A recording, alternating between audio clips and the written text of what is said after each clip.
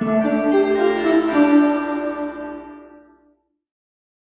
everyone, welcome to our Blade Runner Kickstarter chat. We've got a great session planned for you all. We're going to be talking about the Kickstarter campaign, and then we've got two gentlemen that are massively involved with the creation of this product line for Free League. Joe LaFavi, who's the lead writer, and of course Thomas Herenstam, who is the lead game designer for this line. Before we begin, I'm just going to let everyone know that if you are interested in anything that we are talking about, check out the Kickstarter link in the description below. You can see all the different pledge levels that you can get. We've got very excited about the successfulness of this Kickstarter so far. We're excited to get this to your table. Also, if you are joining us for the first time, please hit that subscribe button. We really greatly appreciate our YouTube community here. It's a great way for us to interact and connect with you all, even so we're all over the world. And you're going to see that today. We've got people from all over, all three different time zones today. And also, if you're excited about Blade Runner coming to your tabletop, hit that like button down below. All right. Enough of this. Let's bring the people that you're here to see, of course. That is Joe LaFavi and Thomas Herenstam. Joe, hello. Thomas, thank you so much for joining us this morning or this afternoon, wherever you're at. Right. Thanks. Thank you. Thank you for having me. Oh, anytime. I'm so excited for you. This Kickstarter has just blown up. It's crazy. Yeah. How are you both feeling about this Kickstarter so far? Joe, I'll let you go first. It's surreal, really. I mean, we had been dreaming of making this thing for so long, and there was this part of me, maybe it's the imposter syndrome or just like naive optimism, but I couldn't believe that it was real, that we were actually making like the dream I've been dreaming of, like it is actually happening. And we woke up at 6 in the morning to see the campaign launch, and I'm like there holding my phone in bed with my girlfriend, and it's like 6:01 and it's funded. And it's just like it's like, wow, like it actually is out there, and it's so beautiful, and people are responding to it the way that I would respond to it as a fan, just geeking out and being inspired and asking all the right questions. And it's just like to see the response of just the community, just like, yes, I want this.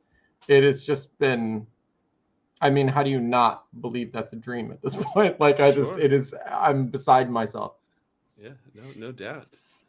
Thomas, what about you? What are your thoughts so far with this Kickstarter campaign? Yeah, I mean, like Joe said, it's been we've been dreaming about this for years now, and seeing it finally happen. It's I think Joe can confirm that there have been ups and downs in this process. So it's fantastic to see it happen, and for people to respond to it in this way, because it's been just great. Yeah.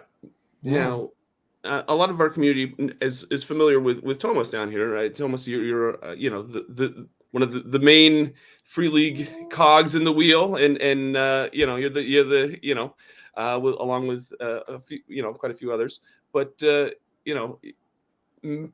some of our community probably isn't as familiar with Joe, but us in the office, in the Free League office, we've been familiar with Joe for a few years, and I'm going to tell you, when it was kind of revealed that we were doing this Blade Runner RPG behind the scenes, and you said Joe's going to write it, I was super stoked, because like Joe, if anybody's going to do this right, Joe, I am super stoked. This is like your first like major like RPG writing credit, right? Yes. Yeah. I mean, I've definitely worked on, I've been like producing or brand managing a bunch of RPGs for years now, but like actually saying like, I'm going to put words down on paper on this RPG and be like the guy behind a keyboard, and this is a first for me. And it took a lot to get to that point where I was psychologically okay with that, because there's so many talented writers out there. There's so many people who could contribute. Like even like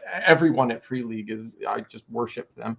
And it took a lot to eventually like I worked on the Art and Soul of Blade Runner 2049, the art book, and I'm hoping to produce the remaster of the classic Westworld Blade Runner game that's coming out soon. And I've been immersed in the Blade Runner universe for like 6 years now, and it was just one of those silly things where I forget what it was, but like we were talking with Alcon like during negotiations and everything, and they're like, so when you're writing the book, I'm like, and like I was just in denial that like I would actually get to do it, and like emailing Thomas like, who do you think is writing the book? And he's like, it's you, right? And I'm like, like, Sure, yeah. And I'm like looking at my calendar, I'm like, where does 100,000 words fit into my to-do list? And I'm like, I'll figure it out. Let's do it. Why not? And just like, oh man, it's just been such an extraordinary honor and an opportunity. Like I must have rewrote every single sentence like 80 times before I'm like handing in my assignments into Thomas to judge me, and I'm just like, oh god, he's gonna hate me, he's gonna hate this. Like the first email that came back, and he's like, this is actually really good. And like I must have like lost 40 pounds of stress in like one sigh of just like, oh thank god. Oh thank god, it's good. Like I think that was the first night I slept in like a year and a half. No, it's really, really good. And it's, some of it, bits and pieces have been shown obviously on the spreads that we have reviewed, but most of it are, all the backers will see it, in a couple of weeks. That will be something. Wow. So it's that far along, huh? Well, weeks, and we don't know exactly how many weeks. There are some unknowns there. But that's the plan. That's exciting. The Advantage role-playing gamers, they're a great podcast, so check them out. They're a great team over there. I like his energy, and now you know why I'm excited to have Joe on. Like when it was announced that Joe's just super fun, and if you ever see Joe at a convention, I'm telling you right now, some of the best interactions you'll ever have with them. I'm like a golden retriever, just like running to every booth, just like hugging and buying everything. It's a sight to be seen. So, Thomas, with this year's you kind of taken some of the Twilight 2000 mechanics and applied it to this Blade Runner RPG product. When did you decide that was the direction you wanted to go with this game? Is that something that you knew early on that, hey, this is what I was going to do? Because a lot of folks, I think, have come over to Freely based on the Alien RPG, and of course that uses D6s and the stress mechanic there. And so when it was announced that it was going to be like this hybrid of different, the Twilight 2000 system, I think people were like, oh, that's different. That's not. We know we did it for Twilight, so I'm just curious when along the design process you decided to use that. I mean, I understand how that can kind of look that way. It's really been developed in parallel and in before Twilight. So I think the idea of working on a different version of the Year Zero engine, it's still, to my mind, the Year Zero engine. The basic math is not that different. You roll different dice, but it's and there are some consequences of that, obviously, but still at its core it works in very much the same way. The probabilities are not that off. They're still around that same spot. So to my mind, it's not that different, but obviously it looks quite different, it feels different on the table, and that's kind of the point. The reason we chose it for Blade Runner is I wanted to try out something a bit lighter. For some games, rolling like a fistful of dice that just roll all over the table, that really works. It has like a bit of a pulpy feel to it. It works really well with the stress dice in Alien. But for Blade Runner, we knew we wanted to focus on the casework, the investigations, and also the character development, the individual character development. And those things are so key. So we felt that having like dozens of dice bouncing around the table might distract a little bit from what we wanted to focus on in this game. So we looked for a mechanic or a version of the mechanic with basically fewer dice that will take up a little bit less table space and actually mind space of the players. So we tried it out. It was more of an experimental process where I developed this version, I wrote it up, we tested it, we liked it, and then we went with it. And the fact that Twilight uses a similar system, that was basically something that happened in the internal process here. That was a parallel thing. So it's not taken from Twilight, because Blade Runner was well underway when Twilight was released. So it's, it's not one before the other. Look, interesting. I was not aware of that, so that's good to know. Joe, as the writer, the lead writer for this game, of course we know that the Blade Runner movies. What else have you pulled from the Blade Runner? IP for writing this Core Rulebook? I read too much. Like literally, like the old Cinefex publications, the souvenir magazine, manuals from toys, the Westworld game, the VR experiences, the comics. Like I don't know if you could even call it a deep dive. It was more of like, a spelunking into the dark abyss. But that was part of the fun of it, honestly, is like, to me as a fan, like, take Alien, for example, there's so many deep pulls in there that, like, if you don't know the source of that term or that little reference, you're just reading a cool world and having a fun time. But if you do, it's like wildly rewarding to be like, oh my God, like they know this world and this is fun.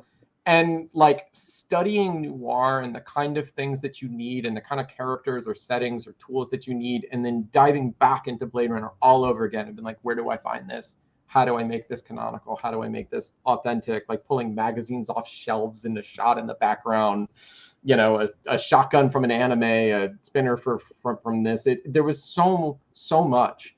It was honestly almost dwarfing when Thomas was like, this is a lot. Like, how much do we need here? And I'm like, all of it? And it's like, no, there would be 600 pages. So I had a blast. I pity Thomas. Well, it was a pleasure. No, that was a lot of fun. I mean, I thought I was new Blade Runner, and I guess I do to some extent, but I learned a lot in this process too, so that's a lot of fun. Yeah. Sure. I think that's one of the key things about the Alien RPG is that it's such a huge, like, it's a great source book for that IP that, even I've had people come up, at conventions and just be like, I'm not an RPG player, but I just want this book just so that I have all this information. And I'm hopeful, and I'm sure that that's probably the similar aspect that you're going with this Blade Runner RPG as well. That it's going to be something that the fans are just going to want to just to read more and more about this about the IP. Yeah. Let's get to some of the questions and then we'll go back to some of the other questions that I have about the Kickstarter. But Luke has a question that says, how much head knowledge would a player need to play the Blade Runner game? I have some interest in playing, but haven't watched any of the Blade Runner films. Oh, yeah. Well, I think you should go ahead and do that. They are good. They are good. Yeah, they're worth the watch, to say the least. Yeah. But yeah, to answer the question, you can play the game without knowing them, the films in detail. Absolutely, the game has what you need, but I think it will inform the experience and make it more fun if you have some awareness of what Blade Runner is. I think that will make the whole thing more enjoyable. But technically, you can play the game without having seen the films. Yeah, I mean, there's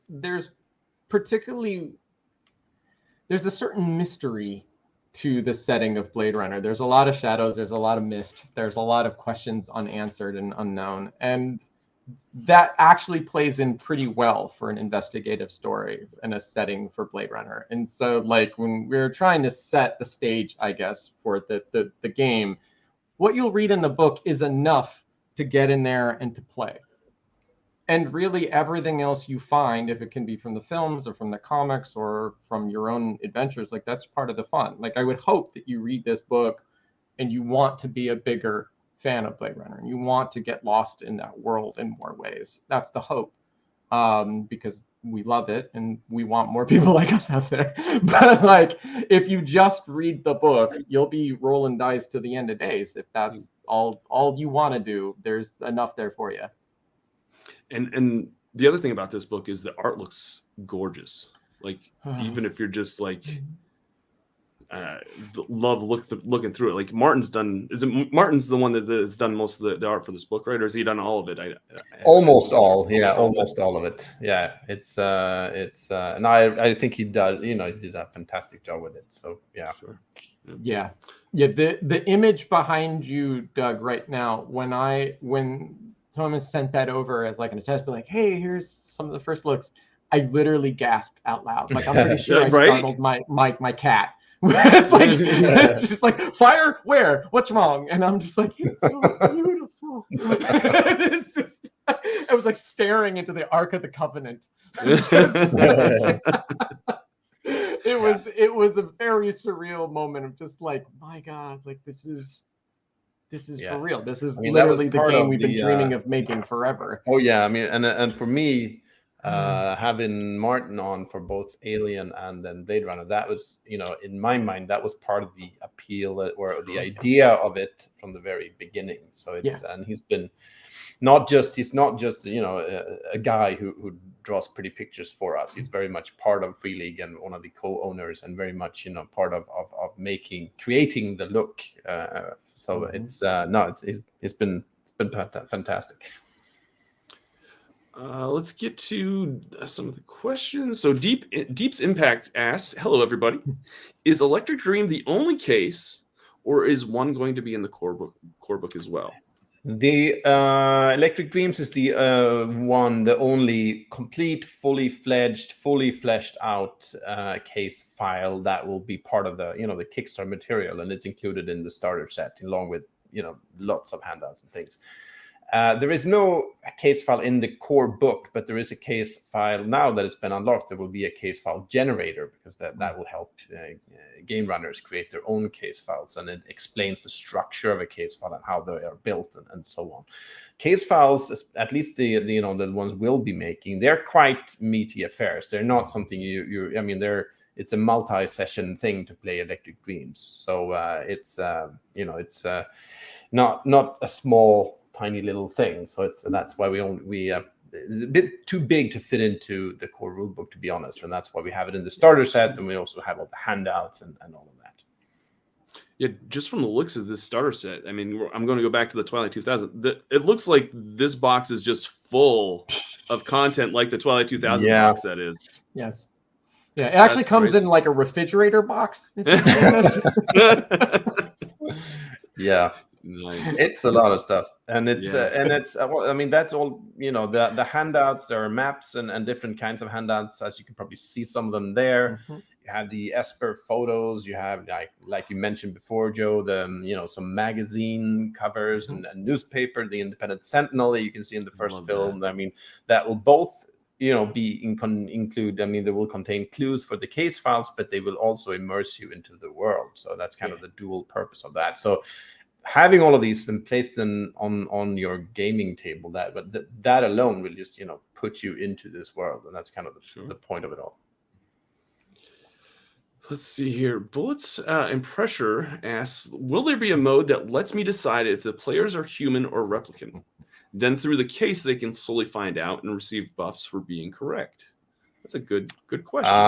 Yeah, I mean, some of that does exist. We have a possibility. There is it's something we're not forcing on players, but you can choose whether you want to be a human Blade Runner or a replicant Blade Runner, because this game is set after Blade Runners were reintroduced on Earth, and they're also joined the ranks of Blade Runners. So you can choose if you choose to be a human player character, you can allow or to have a secret roll made to see if you're actually a hidden replicant. So that's an option. So we're not kind of forcing that on players. But if you want to do that as a player or as a group, you can have the hidden replicant thing.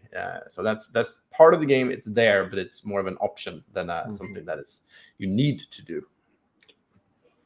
Excellent. I love that option that you can do that. Trying to scroll down here. Aaron asks, Free League Publishing, I'm a newcomer to your company's work. Thank you so much, Aaron, for joining us and backing this Kickstarter. Why does your engine only use D6, D8, D10, and D12? That's a good question for Thomas. Yeah, I guess why no D4s and D20s? I guess maybe is that's the idea. Yeah, no, Yeah. I mean the way it works is in this version. I mean most of the other Year Zero games have D6s, and in those games you want to roll 6s, and you have more dice gives you more chance of rolling 6s and so on. Here you roll 6 or more on a die roll. On the particular die you will succeed, and the more 6+ rolls you make, the better it is basically. And you will typically roll just 2 dice. Anyway, so basically in the math of that whole thing, the D4 and the D20 don't really fit in. They don't really fill any particular purpose. So that's why we use the dice that we do. So it's more of a counting probabilities and what we want the game engine to do. That's why we chose the dice that we have, I guess. Very good. Ken R says, I know this is an investigative game, but I was hoping we could hear more about if there is a combat system and what that looks like. Yeah, I can take this one too, I guess.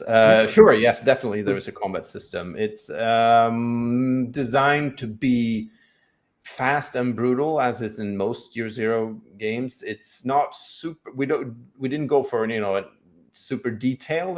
Just as in when we mentioned the rule system in general, we wanted to focus on the casework and the character development more than rules detail for this game. So that the rules are designed for combat, are designed to give exciting, fast, furious fights that don't take too long to resolve, and that can generate results that feel Blade Runner, if that makes sense. I guess it's easier to see when you actually have the game on your table, but that was the whole design goal.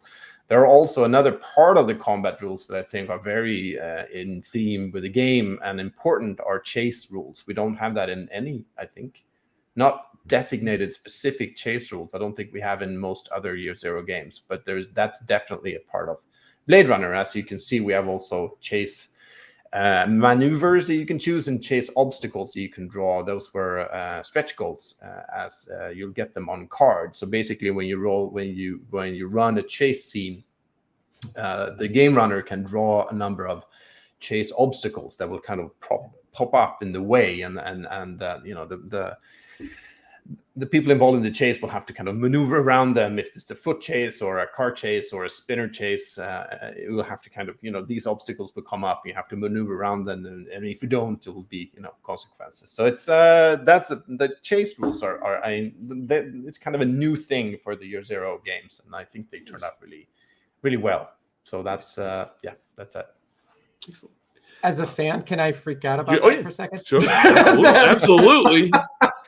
Like when the first versions of those came in, like they're called Blade Runners, not Blade Shooters. And when so much of the mechanic was based upon the chase scene and the idea of that you're actually in pursuit of the target, or someone is in pursuit of you, and finding not just the mechanics but the thematics and the storytelling in that was so awesome. Like that felt so authentic to me, because like for me, like one of the reasons why I love Alien as much as I do is just how brutal it is. Like, when you get in a corner with somebody with a blaster in Blade Runner, somebody pulls that trigger, ruh-roh, like that conflict's going to end fairly quickly, just as it would you being cornered with a xenomorph. But like the pursuit of getting there and what it brings out in you, and that excitement of dashing down an alleyway or zooming through the sky mechanics, a lot of times it feels like it isn't built to bring that to life in a way that RPGs through mechanics do so well. And so when I first saw that, that's what really, one of the things that really excited me as a game runner. Like I saw that and be like, oh boy, like I'm gonna dive into these, something fierce. Nice. One question that I know has popped up a few times online on social media a few times, and you both can probably contribute to this answer. Some people are wondering why we chose to do a Kickstarter instead of a pre-order, because we did a pre-order for Alien. It was successful. People are like, oh, well, Blade Runner is such a big IP. Why choose Kickstarter to do this instead of just going like we did with Alien? Do you want to do both of you want to kind of talk a little bit about that as to why we chose to do a Kickstarter for this product line? Yeah, sure. I could just start out a little bit, and you can jump in, Joe. Yeah. I mean, Kickstarters are fun. I mean, we have a lot of fun with Kickstarters. I mean, it's a way for the community to come together. We get a lot of feedback. Everyone's involved. It's basically just more. I mean, the pre-order is okay. It's great, but this gives us much more. We get feedback. We get, there's so much more of a back and forth with the community.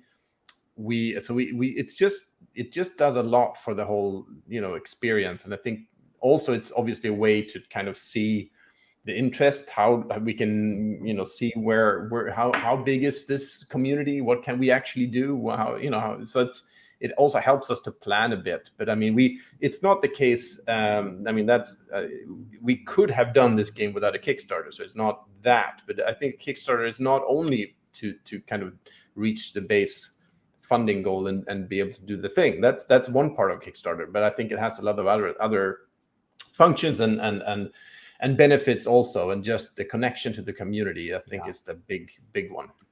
Yeah. I mean, when you look at all the feedback we get from the people chiming in and doing comments, the fact that we're going to be sharing stuff before it even goes to retail. I mean, we were talking earlier, Doug and I, about like one of my favorite places in the entire universe is the Facebook group for the Alien RPG, and just how amazing that community is and how creative they are and everything that they're building and sharing and celebrating. And it's hard to build that when you just go to retail and then the retailers say, hi, you sold these many units this quarter, this month. You don't get to build that kind of relationship with the community day zero and actually bring them in for the ride and hear what they want and hear what they're getting excited about and hear their questions. Like, this stuff makes it a better game. It makes it a better experience, a better community.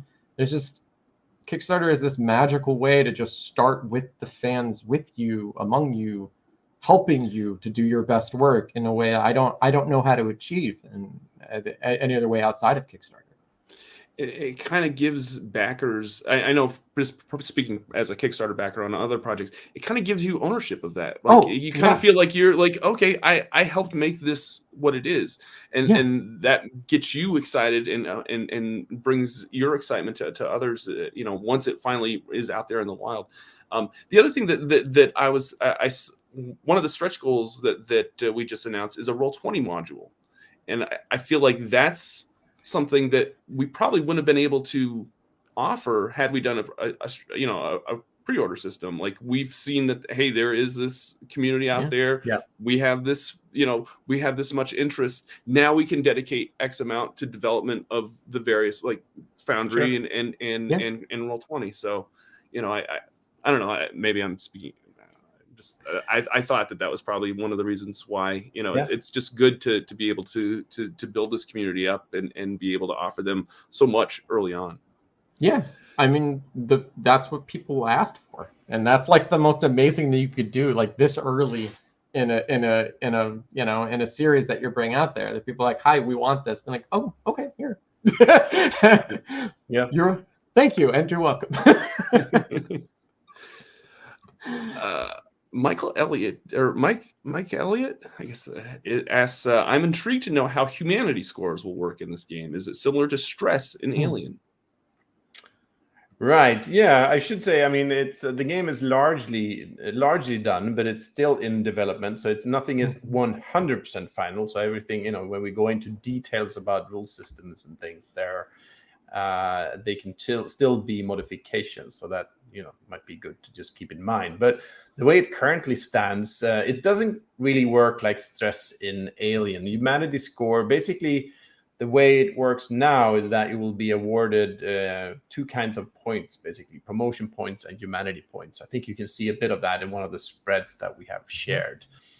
And basically, you'll get humanity points by performing certain actions, perhaps because as a Blade Runner, you will be balancing your duty and your obligations as a Blade Runner and a member of the Replicant unit, that you're doing your job, basically. But then you'll also have your personal side, which is you have a key relationship, you have your key memory, you're, an individual. And thinking Blade Runner, that is that matters, who you are and how you define yourself and what your dreams are and what you answer. So the humanity points come from, doing that, and you need to kind of balance both of them. And that the purpose of having these points is to emphasize and show that also in the game mechanics.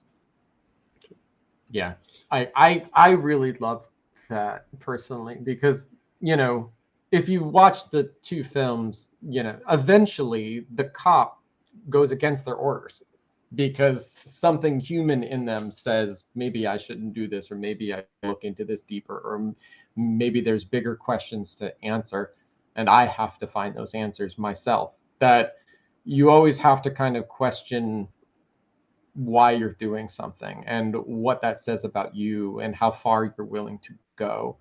And that exploration makes Blade Runner so interesting. Like, if both Blade Runners in both films just did what they were ordered to do, the films would have been 10 minutes long.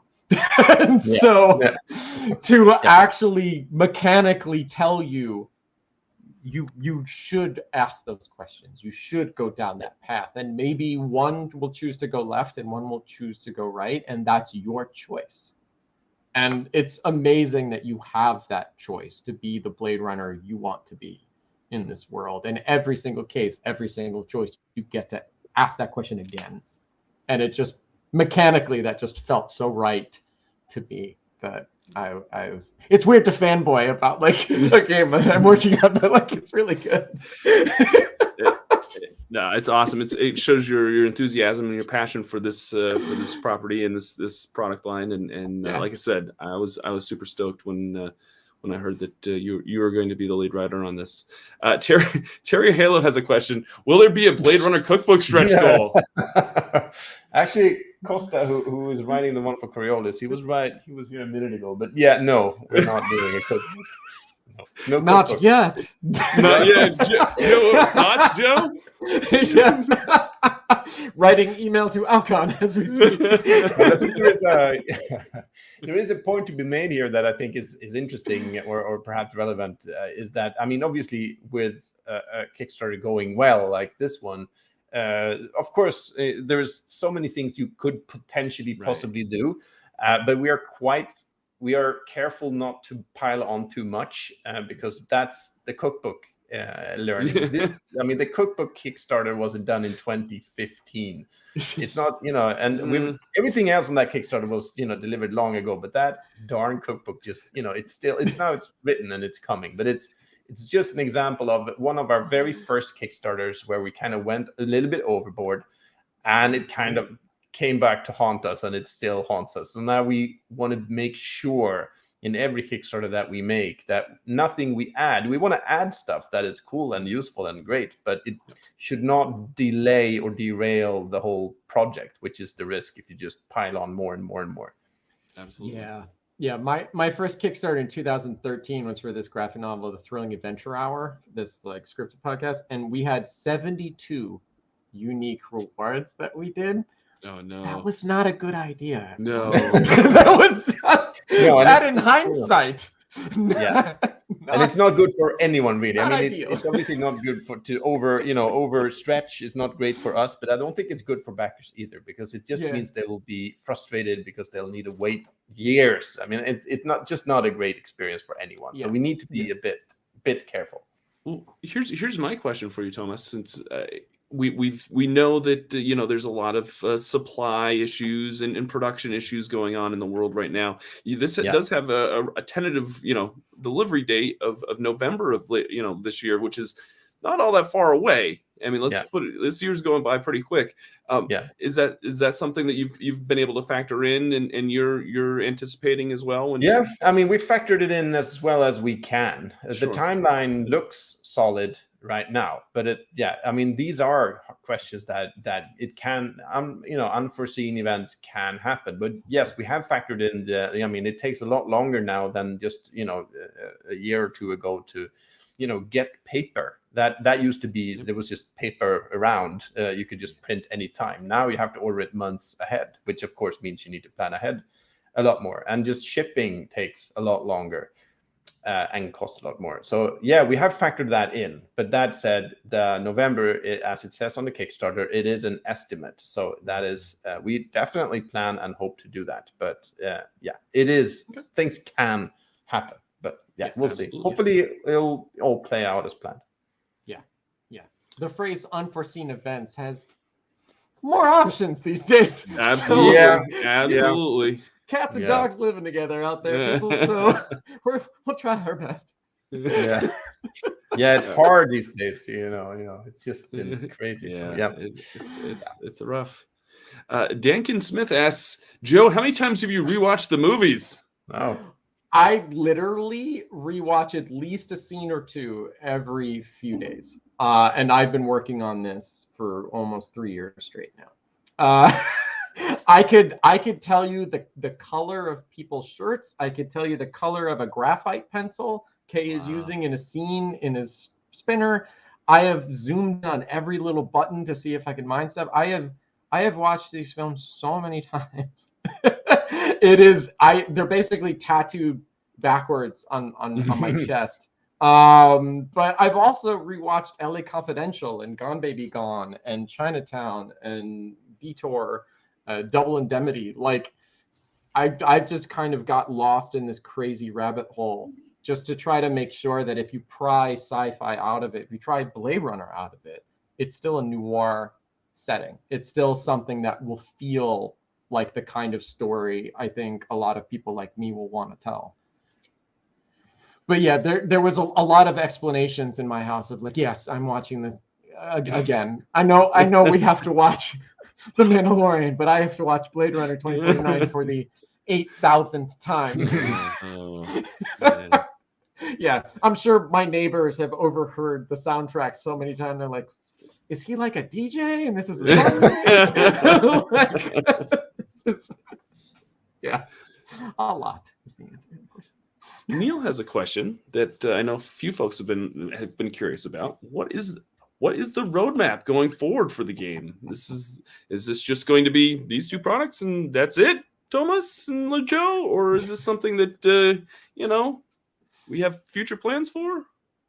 Sure. Yeah. I mean, we have big plans, lots of plans. I mean, some of them are a bit too, it's a bit early to say, Right. but I mean, the one thing that I think we have already said is that we want to be, I mean, these case file, this format, I mean, that's a bit obvious, maybe we want to do more of those.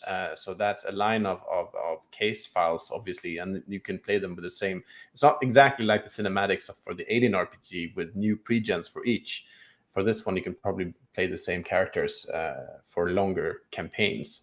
So that is happening. Beyond that, we have lots and lots of ideas, but it's a bit too early, I think, to be specific. Sure. Feel free to jump in, Joe, though. Yeah, I mean, what we were kind of hoping with the case files is, in a lot, like we've mentioned in some of the, marketing around it, like, like Sherlock Holmes Consulting Detective, like things like that, where you can just hop in and have another story and another case. Like, I'm kind of hoping everybody ends up running their own Rep Detect unit where they've got a number of detectives that they want to bring to the story, that I need an analyst this time, I need a skimmer this time, and everyone's just kind of got their own departments, bringing in their own friends and their own viewpoints just to solve case after case after case. I mean, there's a reason why those cop procedurals on TV last for like 5 million years, because it's just fun to tell that story in new ways over and over again. And so as much as like I can't wait to have like case file 1000 on a shelf, like I also can't wait to see the Facebook group and just to see everyone making their own Esper files and their own, like adventures in this world. Like it's built for something that you can take it and run with it and really make it your own in a way that I think is really unique. Like a lot of the cinematics and stuff, this is a story we want you to experience. For Blade Runner, it feels like these are the tools that you need. Here's your point comp machine. Here's your Esper. Here's your blaster. Run. I'm kind of excited to see what people do when they get those tools and start running. Michael asks, can you share more details about how key memories and dreams affect gameplay and story building? Right. I guess I could shed some light on that. Key memories is something that we had ideas about early on. Obviously, memories are very important in Blade Runner, and we decided to give each character a key memory, no matter if they are human or replicant. I feel that memories and what they imply is important, no matter for everyone. I mean, it's kind of part of the DNA of the Blade Runner franchise, I think, in the films. So we wanted to include that. So basically, you can just make up your own key memory for your character, or you can actually roll it up with a number of dice rolls, and that can be quite interesting. We did a lot of playtesting on that, and you get some strange but interesting results, and that kind of feels right for the game. You kind of and that becomes like a cornerstone for your character. You can come back to that and use that in different ways. One thing that works really well in Blade Runner in the game as well as in the films are like dream sequences, and there you can use that key memory to include it and use it in different ways. And that will usually be during what we call downtime, which is like every once in a while your character will need to take a breath, go home, rest, or go out on town or do something that is not casework. But there the key memories can also come in, and they can kind of overlap with the casework in interesting ways. So I mean, that's kind of the broad strokes of it. The more details are perhaps we'll get into at a later point, but basically that's how it works.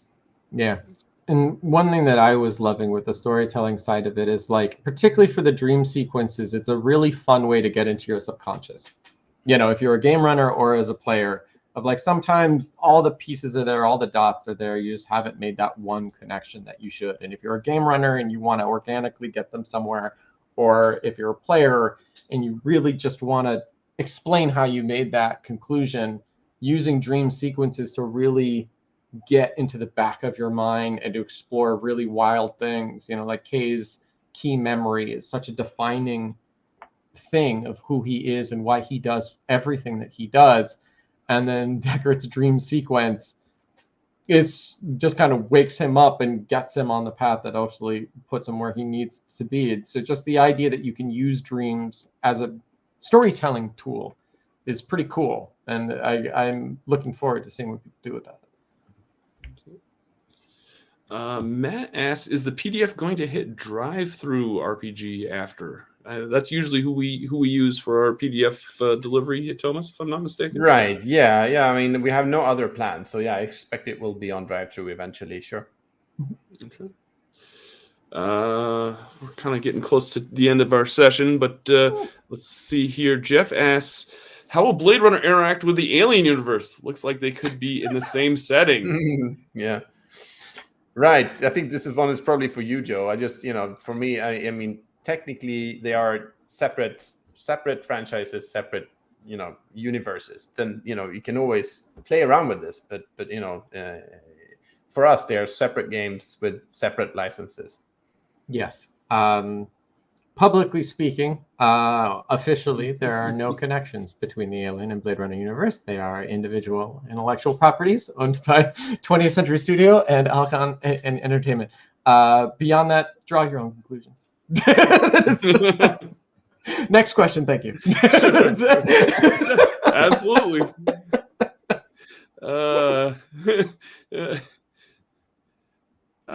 Let's see here. Will Blade Runner use a rain table with different types of raindrops? Wow. I adore you. There you go. That's yes. Roll for torrential. I like it. Yes. That will be a stretch goal. Yeah, there you go. Dario asks, are there specific rules for mechanics for void clamp tests? Right. Yes, there are rules for those tests, for the void clamp tests in the game. Definitely, there's a mechanic for it. But then, of course, the generation of replicants that are around in 2037, when our game is set, are a bit different. So you don't necessarily need a void clamp machine to find that type of replicant. But so they're around, but they're perhaps not used quite as much. Or would you agree, Joe? Yeah, I think, like, they still have a use it's just more of a choice than a necessity. You know, back in like 2019, you had to have a voice comp machine in order to identify, literally detect a replicant. Now there's other tools, more modern ways, processes to go and identify that. But if you're that old school Blade Runner that has tweaked that briefcase to it's an inch of its life, you're still clutching onto that boy and taking it onto the streets, and that's kind of your choice to do it that way. There's still a lot of old schoolers that just like, I don't trust these new things. Just, we'll still be bringing their VK with them wherever they go. Yeah. We'll get a couple more questions, and then we'll have to probably call it a session. But we'll have to have everybody back, and we'll have to do this again. Let's Sure. it's just awesome that the community has come out for this Q&A. And Freely Publishing question: never played any of your systems yet. Are you planning to demo how does this particular one, the Blade Runner RPG, plays? Yeah, sure. I mean, eventually we'll definitely have, I would assume at conventions we'll have demos. We'll have, where you can try the game out. We'll probably have, online demos of different kinds. Yeah, I expect so. I mean, we have stuff like that for most of our games. So we should have, I expect we'll have it for Blade Runner 2 down the line. Mm-hmm. Someone previously asked about Quick Start and how we determine what games get quick starts and what games don't, and they were wondering if there might be one for this game. I don't know how that all, but I know that was asked previously as I was scrolling through the questions. Right. Yeah, we had. If you buy Quick Start, mean like the kind of free PDFs that we have. Yeah, kind of just like get a taste of how the game plays. Sure. Yeah. We've done it for some games, not all. I guess I wish I could say it was a very super clear strategy. I don't think there is one. They're nice, but I mean, for this one, I think the starter set basically will have that, but more. I mean, the starter set is more like a fleshed out quick start, I guess, so with a fully fledged scenario, not just a small taster. And I think maybe we've gone a little bit more in that direction to have not these very short tasters, but a bit more meaty starter sets instead.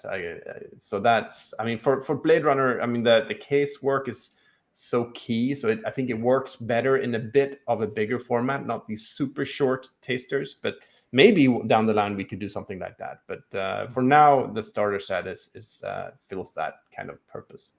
Sure. We'll get maybe one more question here. Zytiger asks, I really love the soundtracks that Freely published with their games. Is there a change that we will see one, or am I stuck with the movie soundtrack? But those are good soundtrack. Like, that's not a bad thing to be stuck with. Those pivotal, iconic, genre-defining soundtracks.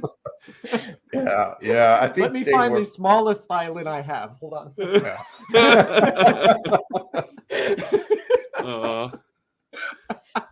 Right. No, I don't. I mean, I don't. Yeah. I mean, there is so much. I mean, the soundtracks are amazing. I don't think at this point we don't have anything planned along those lines. No. Yep. I have found a lot of YouTube while I was writing that just had rain. Yeah. Not bad. Just 8 hours of rain on YouTube. I don't know why they exist, but I use them during writing this entire thing. Highly recommend. Tyler asks, am I late? Did they say if it's coming to Foundry? Tyler, yes, it is on Foundry. Actually, Foundry was one of the original, that was one of the products that we said that we were going to launch with, right? Is that part of the Kickstarter, or was that a Kickstarter stretch goal originally? The Foundry modules were an fairly early stretch goal. I think it was unlocked early on. So yeah, we're doing Foundry modules. Excellent. And Roll20, which is, as long as it hits the stretch goal. Yes. All right. I think we could be here all afternoon or all day answering questions, and I apologize if we did not get to your question, but we will be doing these again. That's one thing that we love about this YouTube community, is that we like to try to keep in contact. This is our way to be able to communicate and interact with everybody. So if you are joining us late, or if you didn't get your question answered, I apologize. But please hit that subscribe button, and then that way you'll know every time we go live, and every time we can have Joe and Thomas on again and answer more questions, because this Kickstarter is not that's one thing that I love even before I came on board with Free League, is that the Kickstarter is not just the initial, you know, this is where we communicate. We do a great job of following up, and I think you know, I'm my hat's off to Thomas and the team and everybody for keeping those communication lines open, and I'm very grateful that I get to facilitate this for all of you out there, and for the team as well. So thank you. And Thomas, is there anything you'd like to say before we close? And I'll kick it to Joe after you. No, I think we covered a lot of ground, and of course, we try to answer every question we get on the, you know, on the Kickstarter, in the comments and so on. If we miss a question or two, you know, it's not, you know, not bad faith. It's not intentional. It's just that it's a lot to keep track of. So yeah, but we try to keep communication going. I will say there are on our website, freeleaguepublishing.com, there are forums, and if you'd like to ask questions on there as well, we're really good about answering those too. So, Joe, I'm going to let you, since let's give you the center stage here, so you can address everyone that's super excited about this product. Just thank you. I mean, this literally is the game I've been dreaming of making my entire life. And the fact that people are so excited about it, as excited about it as I am, more excited about it. It really is one of the most meaningful experiences ever for me. So I'm just really excited to share it. And I can't wait to go to the Facebook group. I can't wait to see the stories you tell and the things you make. And someday one of you out there, brilliant geniuses, will be making like a working point coffee machine.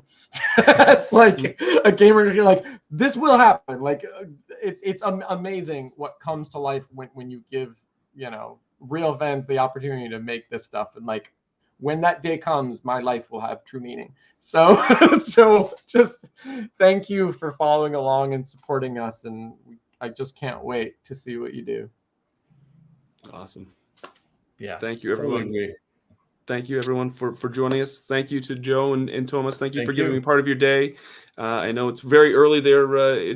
You're on the West Coast there, Joe. So you got up bright and early to join us. And Thomas, it's mid-afternoon, so or close to evening there. And that's time that you could be spending doing other things, maybe even spend time with your family as well. So I appreciate you coming on. Thank you to everyone. Make sure to go check out the Kickstarter in the description below if you're interested in everything that we've talked about. We'll be back again to answer more questions even later on. So appreciate you.